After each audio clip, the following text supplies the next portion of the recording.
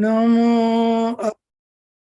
अपाणं नमो सिद्धाणं नमो आयर्याणं नमो उवज्जायाणं नमो लोये सौवसाहुणं मङ्गलं भगवान् वीरो मङ्गलं गौतमो गणी मङ्गलं कुन्द कुन्दाद्यो जैन धर्मोस्तु मङ्गलम् सर्वमङ्गलमाङ्गल्यं सर्वकल्याणकारकं प्रधानं सर्वधर्माणां जैनं जयतु शासनं जैनं जयतु शासनं जैनं जयतु शासनम्. Today we are going to study about the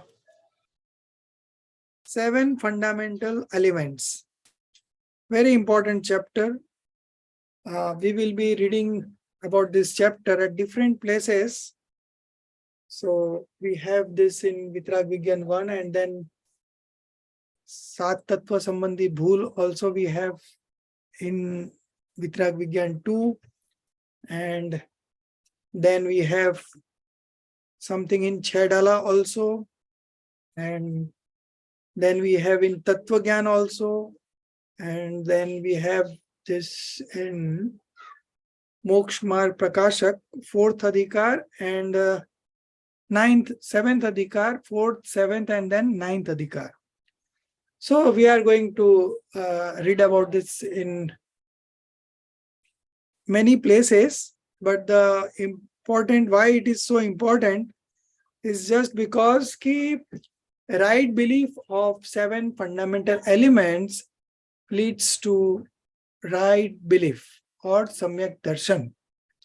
So this has got a direct connection with Samyak Darshan, and with Samyak Darshan our journey for liberation starts, and also we start experiencing eternal bliss.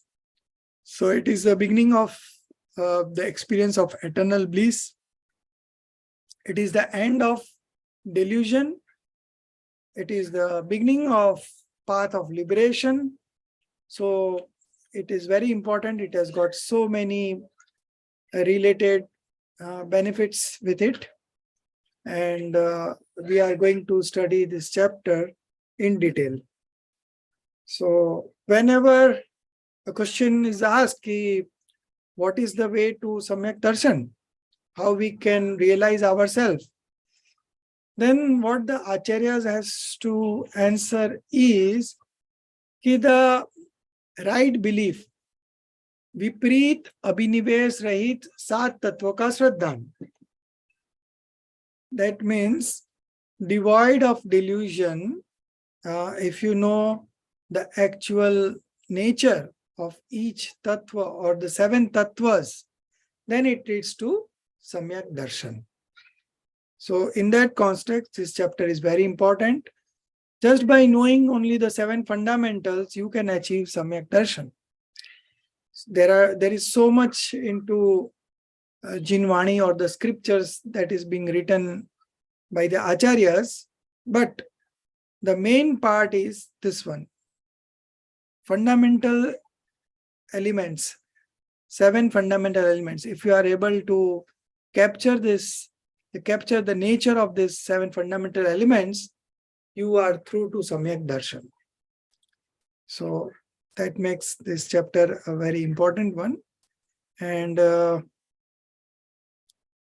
we'll begin page number 13. So this particular chapter is being extracted from Tattvat Sutra Granth. I think it is the first sutra Tatvat Shraddhanam Samyak Darshanam. So first we read about Acharya Umaswami, the author of Tatvat Sutra, and then we will move on to the main chapter.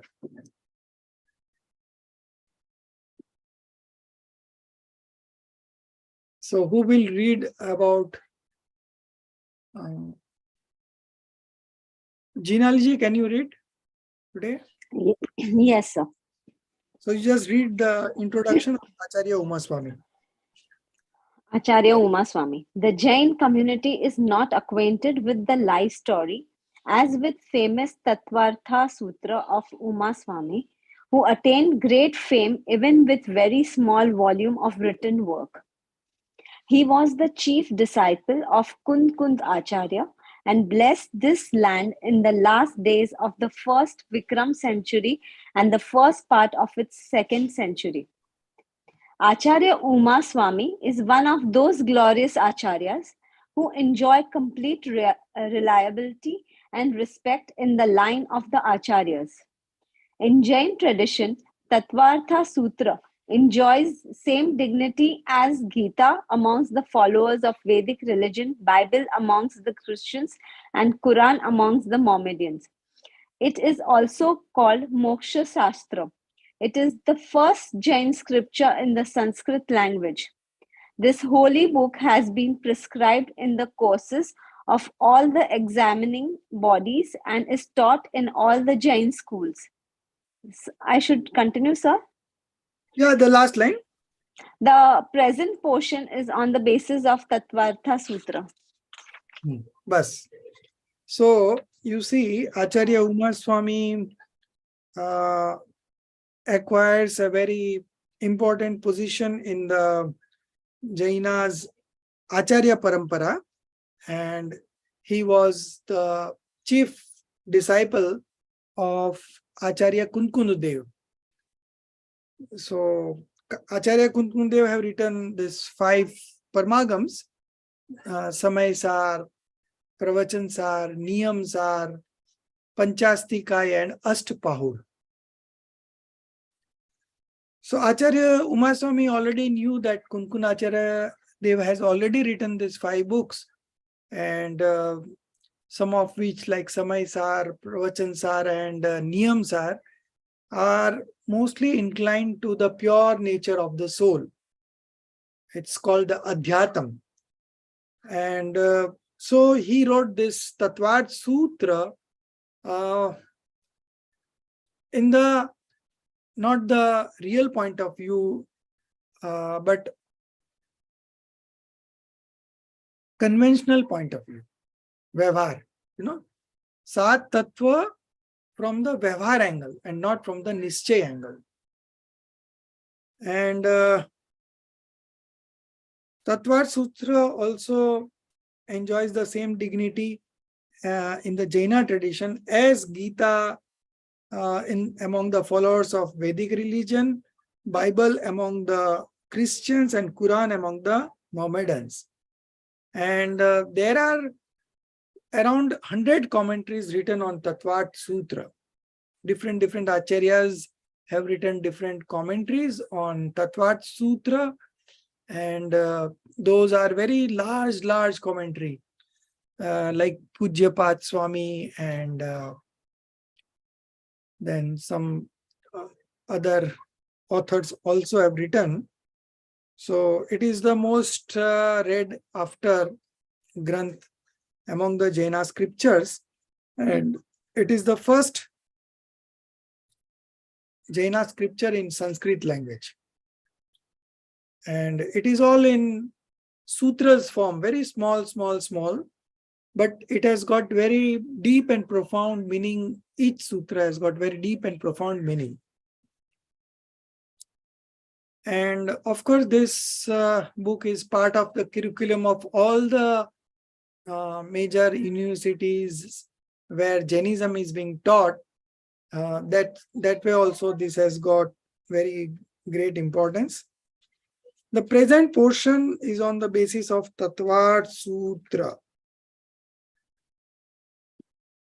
So again, this is a conversation between a Pravachankar and a Mumukshu. So Pravachankar is the speaker and Mumukshu is the aspirant. And this conversation ends up between these two only. So we will read first the 7 fundamentals chapter and then I will explain. So we'll read first 2 paragraphs, maybe first 3 paragraphs. So Subhaji, you can read. Yes. 7 fundamentals. Speaker. All creatures appear to be unhappy in this world, and they also make efforts to get rid of the causes of unhappiness. They cannot, however, get rid of this without having right knowledge of the essential 7 fundamentals. Aspirant. What are those essential fundamentals? Without whose knowledge and right faith, we cannot get rid of worldly unhappiness. Speaker. Our real concern is to remove unhappiness and become happy. All those fundamentals, without correct faith and consciousness whereof we cannot remove our miseries of this existence, are the essential fundamentals. Tattva means real, nature of a substance. The purport of a substance as it is tattva. Such fundamentals are 7 as given by Uma Swami in Tattvartha Sutra. Soul, non-soul, psychic influx, bondage, stoppage of influx, partial release from bondage, and liberation. That is complete shedding of bondage. Aspirant. Kindly explain these in brief. Speaker. Soul is intrinsically an embodiment of knowing activity and perception. Devoid of knowing activity and perception, totally different from soul, are all non-soul entities. Matter and others are all non-soul objects.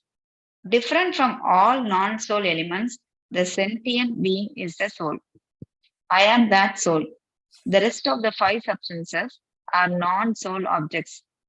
Ordinarily, we have 2 fundamentals only, soul and the non-soul. Influx and other elements are the combination of soul and non-soul entities. Yeah. Aspirant. You stop. Okay. Yes, sir. So the beginning is that all creatures appear to be unhappy in this world. So that we can see if you read newspapers, you can see that so many people are having different kinds of problem. And of course, happiness, those who are having a right belief are the real people who are happy. All other people we can put into this category that they are all unhappy in this world. Some may be little bit of unhappy, some may be more of unhappy, but nobody is happy. That is the main part. So all creatures appear to be unhappy in this world, and they also make efforts to get rid of the causes of unhappiness. So they don't want unhappiness in the first place, and that's why they are making effort. So how can they be happy? So if they are happy, that means they are not unhappy. They cannot, however, get rid of these without having right knowledge of the essential 7 fundamentals. So this chapter is important because without knowing these 7 fundamentals, nobody can have right knowledge. So this is the fundamental characteristics of right belief. And so we must know the essential 7 fundamental. to get the right knowledge. So these are very important. These are 7 different fundamentals, and the names are given in the next paragraph. So what are those essential fundamentals? First is the question, ki these things are 7 fundamentals, 7 tattvas. But what do you mean by essential fundamentals? Without whose knowledge and right faith, we cannot get rid of worldly unhappiness or the dukh. So what are those? Prayojan Bhuttat, essential elements means, essential fundamental elements means Prayojan Bhut Tattva. So what is this Prayojan Bhut Tattva? The Prayojan Bhut Tattva is one which removes unhappiness and brings in happiness. So this is only our purpose, and so we must know these 7 fundamental elements. Why only 7? You might have a question, ki why only 7? Because these are the 7 only which correct knowledge, if we are having of the 7 fundamental, our purpose of getting Samyak Darshan or the right belief is achieved. And so we don't require any other thing other than these 7 elements. So if you know the true nature of each of these 7 elements, and if you don't have any misconception about these 7 elements, you will definitely achieve right belief. And once you achieve right belief, your journey to liberation begins, and your journey to happiness also begins. So our real concern, real concern means the purpose or the intentional cause. Our real concern is to remove unhappiness and become happy.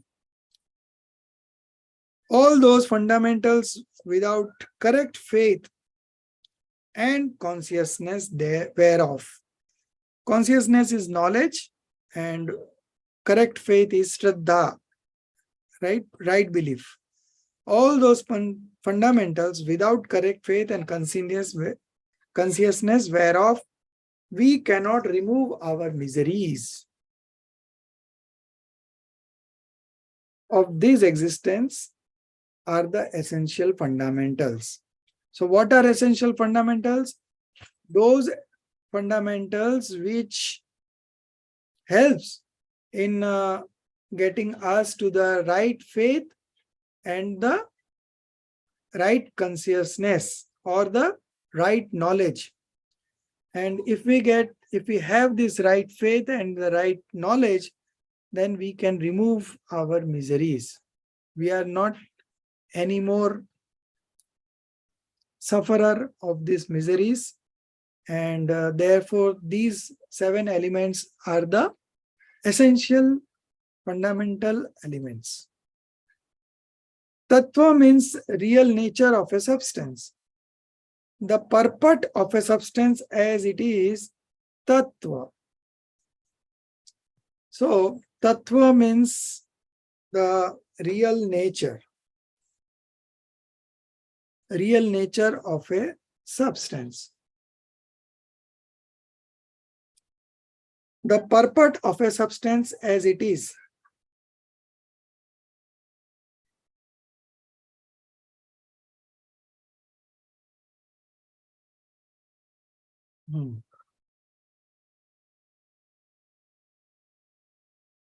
The purport of a substance as it is tattva. So they are trying to say that those substances which has got its own nature, so we should know as it is. जो वस्तु जैसी है उसका जो भाव वही तत्व. So in English they have translated in this way: the purport of a substance as it is tattva. This is what they mean. So we should know the correct nature of each elements.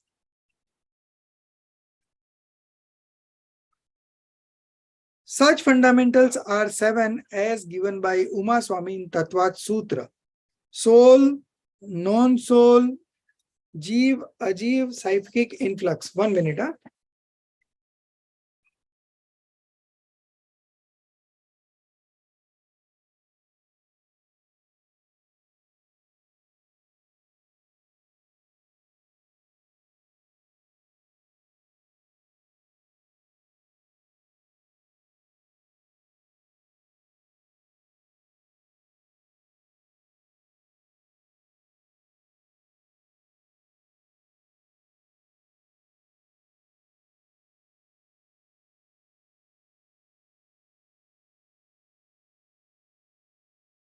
Yeah.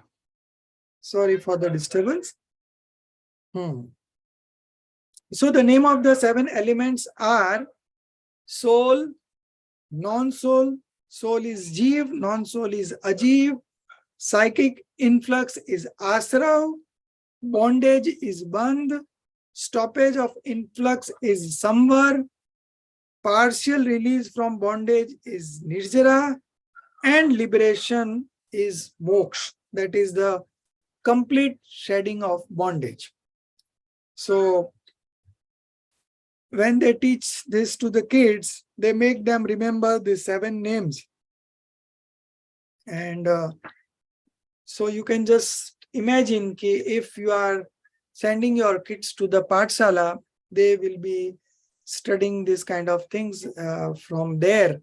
And their fundamentals or the base will be so strong that even when they grow up, they will still be able to follow Jainism easily because they know they have this knowledge. Then the aspirant asks, kindly explain these in brief. That means the definition of each of the 7 elements. So the first one is Jeev or the soul.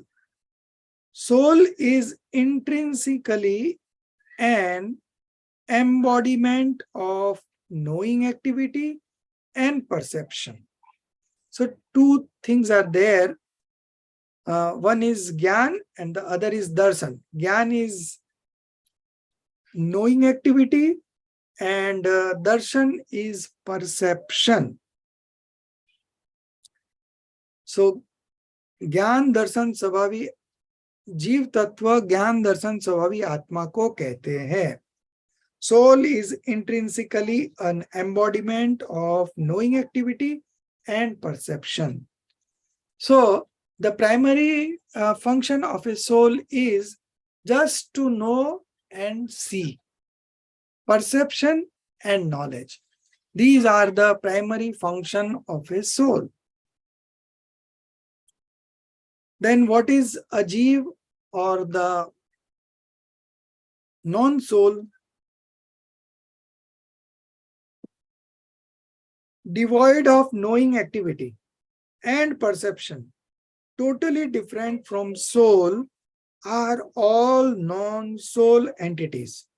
So apart from soul, all the other entities in this universe are non-soul for me.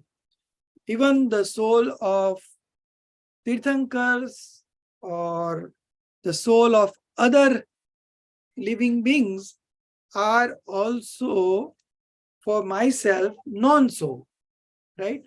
Because my knowledge does not lie there. My feeling of happiness or unhappiness also doesn't lie in any of these non-soul objects. So apart from me, all other things fall into the category of non-soul. And this non-soul, the basic fundamentals is they don't have this knowing activity and perception. and they are quite different from the soul. So we have two things. One is soul and the other is non-soul. Only two parties. One is soul and the other is non-soul. So those which are not soul, my soul, are all non-soul for me. Matter and others are all non-soul objects. So the five substances in Balbodh, we had studied about 6 fundamental substances: Jeev, then Pudgal, then Dharmastikai, Adharmastikai, Akash, and Kal. Medium of motion, medium of rest, and medium of space, and mediums of time. And of course, we have Jeev and matter, that is Pudgal. So apart from soul, all the 5 other substances fall in this non-soul category. These are all non-soul objects. Different from all non-soul elements, the sentient being is the soul. So as you see, soul is different from all non-soul elements. So there is a clear-cut demarcation between soul and the non-soul elements or objects. So those cannot come into the soul and soul cannot go there. Soul remains in soul and all those non-soul elements remain in themselves. Each is independent of one another, and one particular substance cannot influence another substance, cannot help another substance, cannot destroy another substance. All are independently existing. This is what we have read in that chapter of 6 substances. Different from all non-soul elements, the sentient being is the soul, and I am that soul. So this is very important. We may have knowledge about the soul from different perspectives, but I am myself a soul. That knowledge, if we are not having, then all those knowledge are useless. It doesn't make sense. So the first part is, I am that soul. The soul that we are discussing, I am that soul. So when I say I am that soul, that means I am not any other things. There is matter, there are toxic emotions, and there are other substances also, and there are other elements also. But each element is independent of all other elements. Similarly, each substance is independent of all other substances. Different from all known elements, the sentient being is the soul. I am that soul. The rest of the 5 substances are non-soul objects. So the rest of the 5 substances fall into the category of non-soul objects. Why they fall into non-soul objects?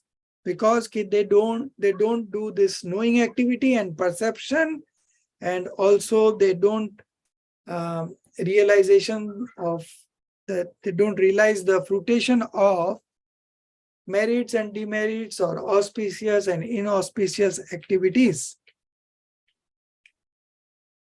or the karmas. The rest of the 5 substances are non-soul objects. Ordinarily, we have 2 fundamentals only. So basically, we have 2 fundamentals only. One is soul and the non-soul. Then the other 5 elements, influx, bondage, stoppage of influx, partial release from bondage, and liberation. All these 5 elements are the combinations of soul and non-soul entity.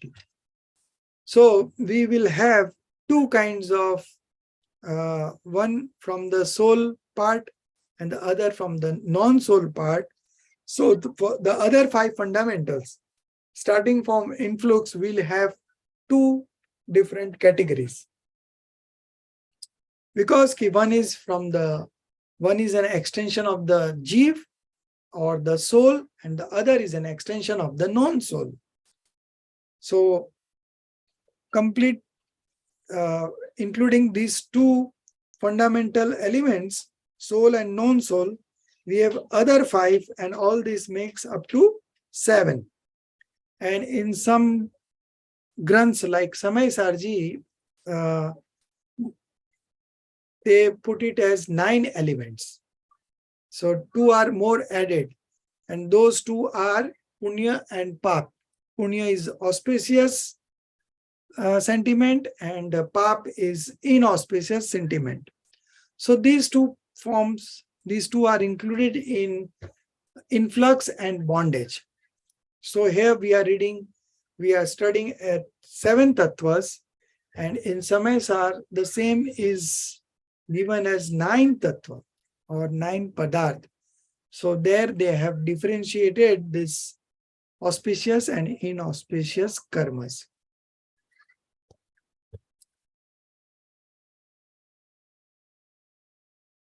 Then we have read up to this, then we will begin from here the next reading, and Aditi ji will read from the next. Yeah, you can continue. So in influx, the only combinations of soul and non-soul elements, why they have been described separately. Speaker, our ultimate goal is complete liberation. Therefore, influx have been described as 5 distinct manifestations. Without having real faith in all these 7 elements, one cannot start on the path of liberation. How can we have distinction of the self and the non-self without knowing living and non-living entities? How should one try to attain godhood without knowing its nature, and that is the most coveted state? Stoppage of influx and partial release from bondage are means to complete liberation. It is, as such, necessary to know them. Absence of influx is partial release from bondage, and partial absence of bondage is release from bondage. How can one make attempts for stoppage and partial release from bondage without knowing these? Aspirant, we were told in the discourse that the soul is all the time without blemish, distinct from pure and impure manifestations, and it is that which is worthy of becoming a refuge for us. Speaker, it is a matter of having a spiritual vision. From the point of view of all-sided consciousness, the soul is constituted of pure and impure manifestation. Aspirant, what is spiritual vision? Speaker, the permanent all-sentient soul element, separate from all non-soul objects, and pure and impure influxes and other impure inclinations, as all different from obstructions of influxes or pure and impure inclinations, is the object of our vision. When this vision is before us, the impurities and divisions are set aside, and all-knowing permanent sentient entity is called the soul, and it is due to its adherence that the stoppage of influxes and partial release from bondage follow. Yeah, this much only. Let me explain. We'll go slow. So the question was, if influx, etc., means the 5 elements, influx, bondage, then stoppage of influx, partial release from bondage, and liberation. So influx, etc., that means the 5 elements are only combination of soul and non-soul elements why they have been described separately. So if they are part of soul and non-soul, then why they have been given differently? So then the speaker says, our ultimate goal is complete liberation. So what is our purpose? Complete liberation. We want complete liberation. So we have been wandering from species to species, right? And we want to stop this cycle and we want to get liberated. So for that reason,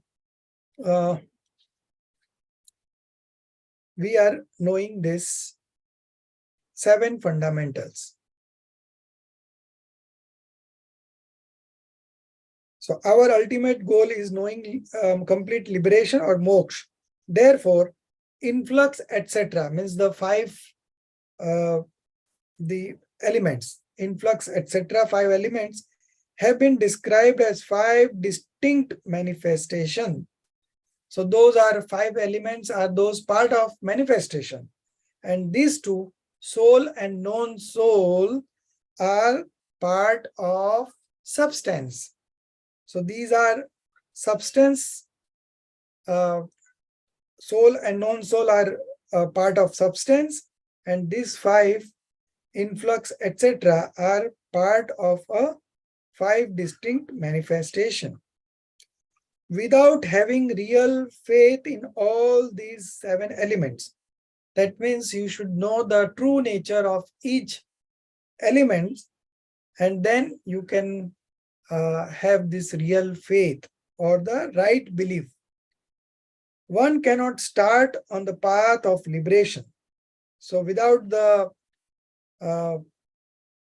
real knowledge or without the right belief of these 7 elements, the journey to liberation does not begin at all. How can we have distinctions of the self? How can we have distinction of the self and the non-self without knowing living and non-living entities? So the first part is, if we don't know ourselves and if we don't know the non-soul part, how we will do the discrimination? Because discrimination is done between 2 things. And out of that 2 things, one should be soul. So we must know the first 2, soul and the non-soul. So soul is the self and the non-soul is the non-self. So for this, we need to know the first 2 elements, that is living beings and non-living beings, or living entities and non-living entities. Now, how should one try to attain Godhood without knowing its nature?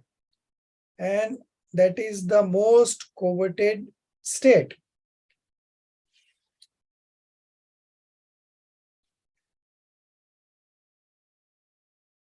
So मोक्ष को पहचाने बिना और हित रूप माने बिना उसका उपाय कैसे करें?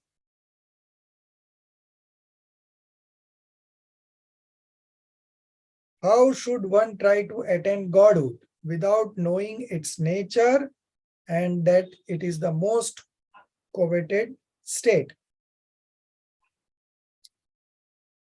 So then we move on to stoppage of influx. Stoppage of influx is samvar, and partial release from bondage or dissociation of bondage is nirjara.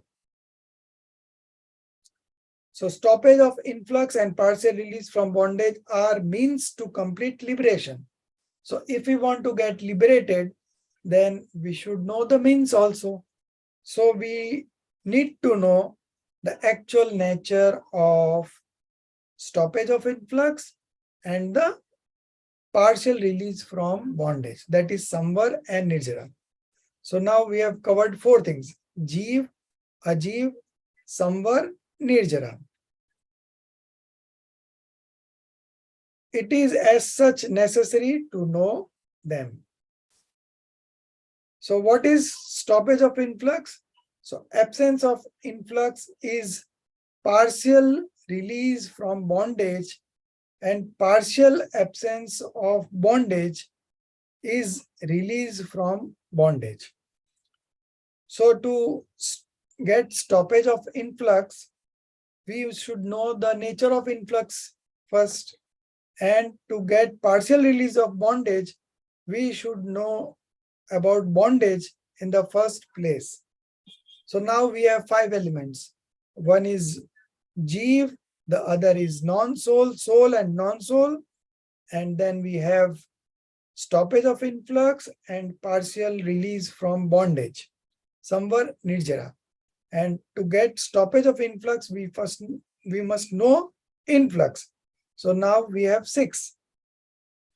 Soul, non-soul, stoppage of influx, partial release from bondage, and then we have influx and bondage. So 6. So absence of influx is partial release from bondage, and partial absence of bondage is release from bondage.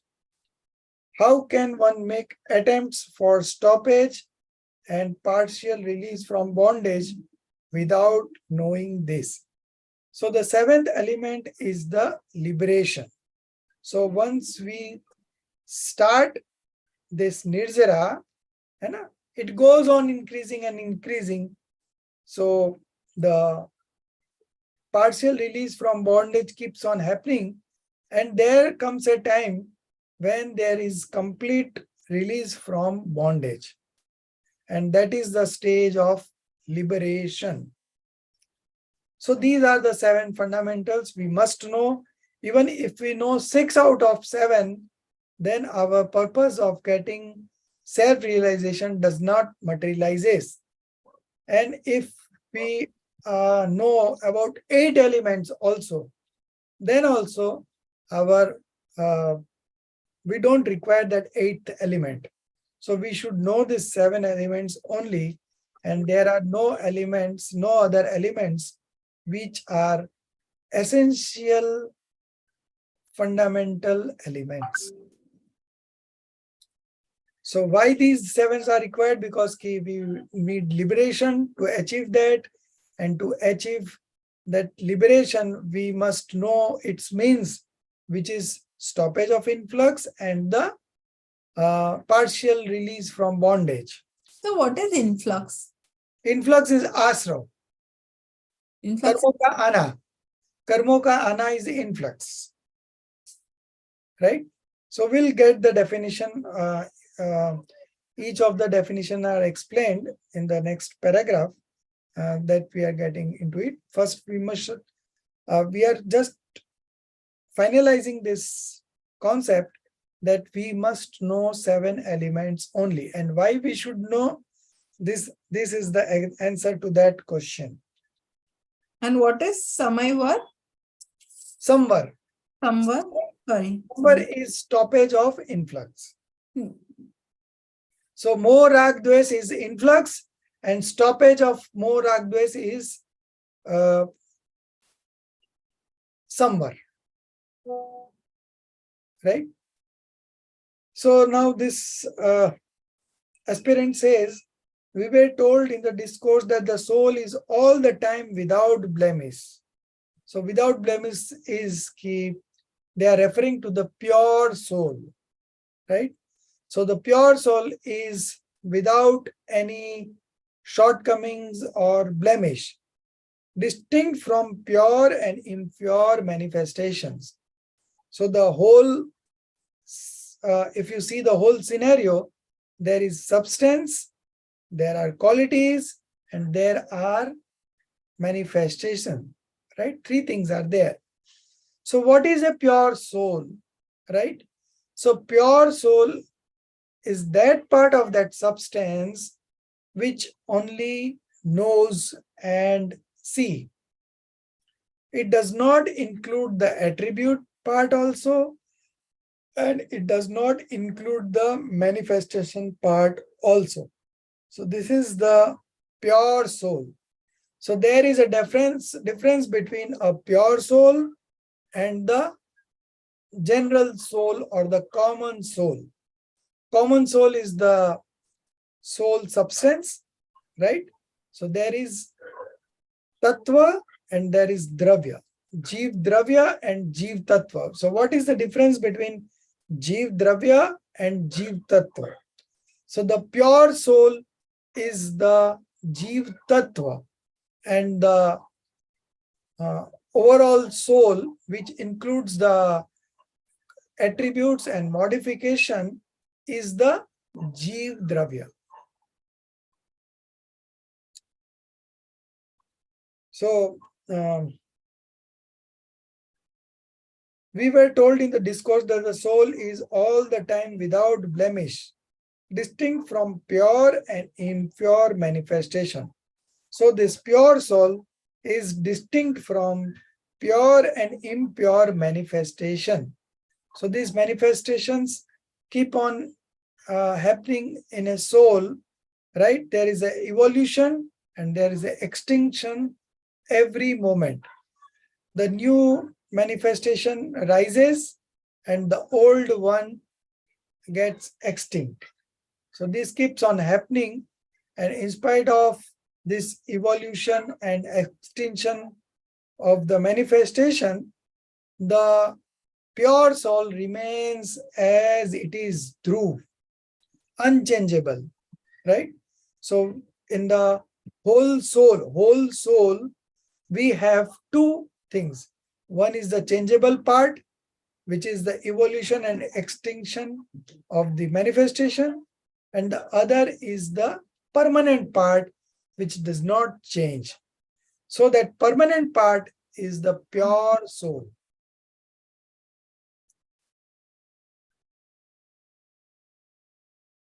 It is a matter of having a spiritual vision. So this spiritual vision, they mean dravya drashti, right? From the point of view of all-sided consciousness, right? All-sided consciousness means the fundamental substance. The soul is constituted of pure and impure manifestations. So there are two things. We are taking it attributes in the category of soul, and we are putting manifestations different. So there are two things. One is the pure soul and the other is the manifestation. And combination of this pure soul and the manifestation is the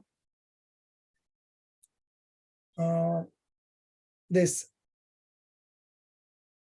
all-sided consciousness. From the point of view of all-sided consciousness, the soul is constituted of pure and impure manifestation. Then what question is, what is the spiritual vision or dravya drashti? जिसकी हमें दृष्टि करनी है वो द्रव्य कैसा है?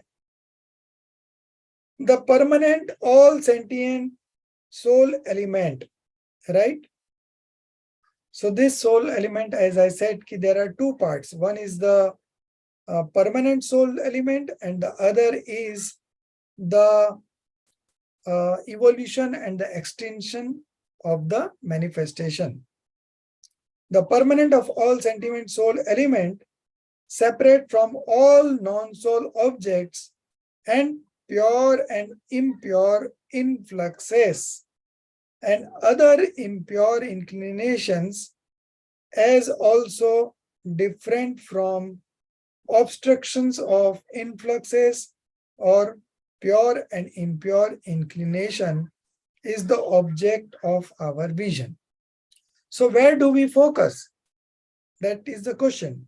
What is this spiritual vision and where should we focus? So this is they are explaining where we should focus. So we should focus on the permanent all sentient soul element. And how is this pure soul element? It is separate from all non-soul objects, first part. Second is, it is separate or distinct from pure and impure influxes and other impure inclination. And it is also different from influxes or pure and impure inclination, and it is the object of our vision. So द्रव्य दृष्टि क्या है? सब तत्वों को यथार्थ जानकर समस्त पर पदार्थ और शुभाशुभ आश्रवादिक विकारी भाव तथा संवरादिक अविकारी भावों से भी पृथक मीन्स भिन्न ज्ञानानंद स्वभावी त्रिकाली ध्रुव आत्म तत्व ही दृष्टि का विषय है. So which part we should focus on, and that is dravya drashti, and that is the permanent all sentient soul element, right? Separate from all non-soul object.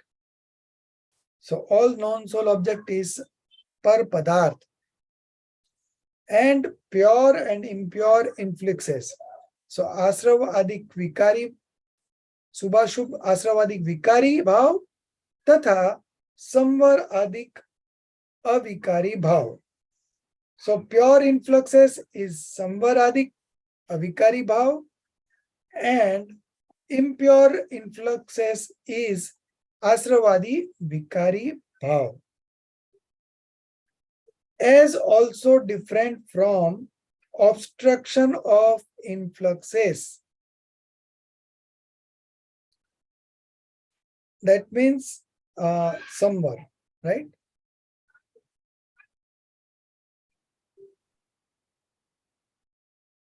As also different from obstructions of influxes or pure and impure inclination is the object of our vision.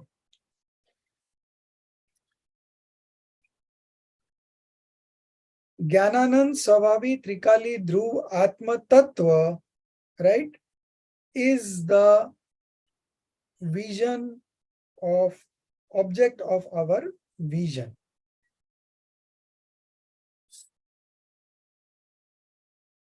इस दृष्टि से कथन में पर विकार और भेद को भी गौण करके मात्र त्रैकालिक ज्ञान स्वभाव को आत्मा कहा है. So when we define pure soul, it is quite distinct from vikar. Vikar means all toxic emotions, right? It is different from, distinct from vikar और भेद को भी गौण करके. Also the divisions and subdivisions, that also is being ignored. Or we can say we are ignoring the attributes part also. विकार और भेद को भी गौण करके मात्र त्रैकालिक ज्ञान स्वभाव को आत्मा कहा है. Only that knowing part is called the pure soul. और उसके आश्रय से ही धर्म प्रकट होता है. Taking refuge in that permanent entity, permanent sentient entity,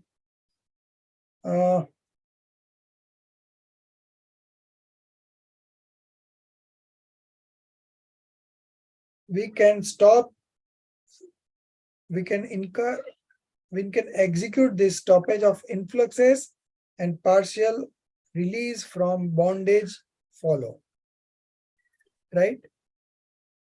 So samvar nirjara pragat hota hai. How?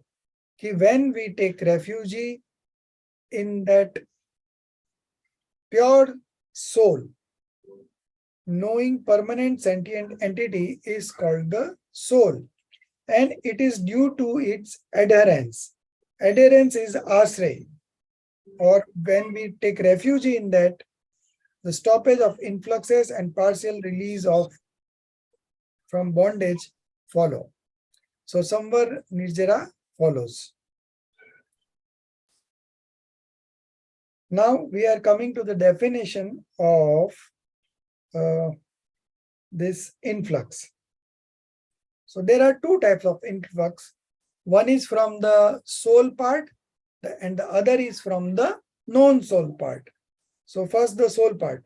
The delusion, attachment and aversions that attract karmic matter of 8 kinds are called psychic influxes or the bhav asrav. जिन मोह राग द्वेष भावों के निमित्त से ज्ञानावरण आदि कर्म आते हैं, उन मोह राग द्वेष भावों को तो भाव आश्रव कहते हैं. That is called psychic influxes. उसके निमित्त से ज्ञानावरण आदि कर्मों का स्वयं आना द्रव्य आश्रव है. And the arrival of the karma, or we can say ki rise of the karma, bondage of the karma, and the arrival of the karma, example, that obstructing consciousness is material influx. So two types of influx are there. One is psychic influx and the other is material influx. So material influx is the stoppage of this karmas, right? Stoppage of the arrival of the karmas is the material influx. And what is psychic influx? The delusion, attachment and aversions are called psychic influxes. So as there are two types of influxes, then there are two types of bondage. In the same way, souls settling in non-consciousness, delusion, attachment, aversion, merit and demerit and other impurities is called psychic bondage. So psychic bondage constitutes of non-consciousness, delusion, attachment, aversion, merit and demerit. All these constitute of psychic bondage. And the settling of the karmic matter in the soul space on account of those is called material bondage. So because of the rise of the influx, there is bondage. And these bondage are of two types. One is the psychic bondage and other is the material bondage. A psychic bondage would be clairvoyance influx. No, not clairvoyance. Psychic bondage will be delusion, attachment, aversion, merits and demerits are all part of psychic bondage. मोह राग द्वेष पुण्य पाप है ना, सब विभाव भावों में रुक जाना. If you indulge in all these sentiments, then it is called psychic bondage. And because of that, and the settling of the karmic matter in the soul space on account of those is called material bondage. So when there is a psychic bondage, material bondage also follows, right? And that is the settling of the karmic matter in the soul space, right? So this is the material bondage. So we had psychic influx, material influx, psychic bondage, material bondage, and now we are moving on to the stoppage of influx. So again, stoppage of influx are of two types. But before that, there is a question कि पुण्य पाप को बंध के साथ जोड़ दिया. Why have merits and demerits been included in the bondage?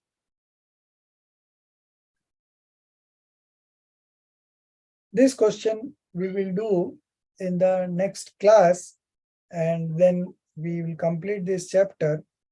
So I would suggest that you read through this chapter once more, and I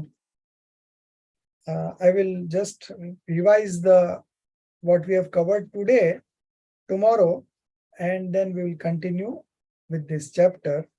And then tomorrow this chapter will also get completed, and then we will move on to the next chapter, that is the sixth essential.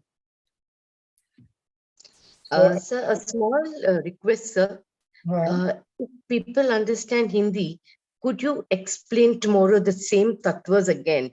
Because in English, I feel some things have been left out. I think so Hindi would be a little more elaborate. Definitely. I feel. I don't know if everyone Yes. agrees. Yeah, Huh? I agree. Agree. Yeah.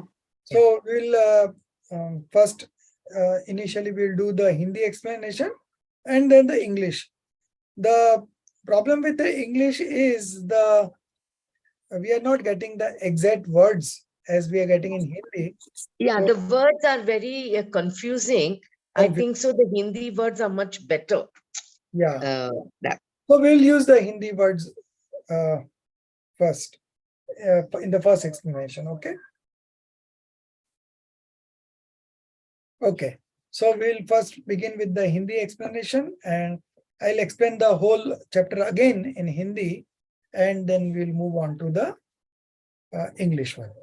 So tomorrow we may do this. Excuse me, while you are telling the Hindi word, can you correlate with the English word what is given there, so that non-speaking people can understand? Yeah. Simultaneously, I will spell out the English one also. English also. So we'll go hand in hand. So I think everything will be clear tomorrow.